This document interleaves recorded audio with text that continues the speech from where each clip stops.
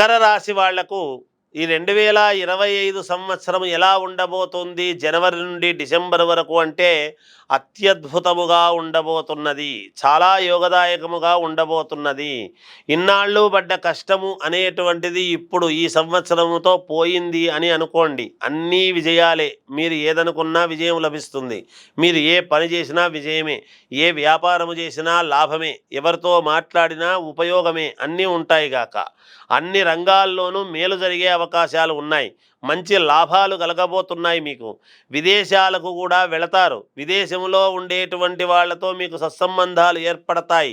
అక్కడ కూడా కొంత మీరు డబ్బు సంపాదనకు కావాల్సినటువంటి విధానముగా చేసుకుంటారు గాక.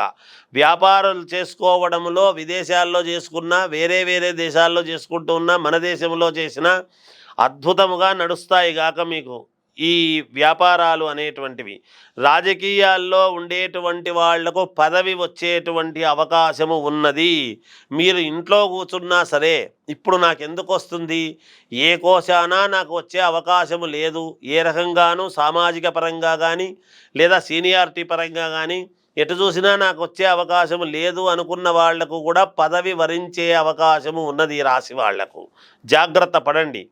అందుకని పిలిచి ఇవ్వడం అనేది జరుగుతుంది గాక. పెద్ద పెద్ద పదవులు లేదా పెద్ద ఉద్యోగానికి, చిన్న ఉద్యోగం నుంచి పెద్ద ఉద్యోగానికి పోవడం కానీ, పెద్ద ఊరికి వెళ్ళడం కానీ ఇలాంటివి కూడా జరుగుతాయి.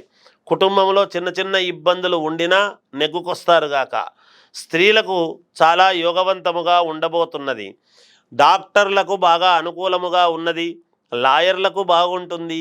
ఐఏఎస్ ఐపీఎస్ ఆఫీసర్లకు మహాద్భుతముగా ఈ రాశి వాళ్లకు ఉండబోతున్నది.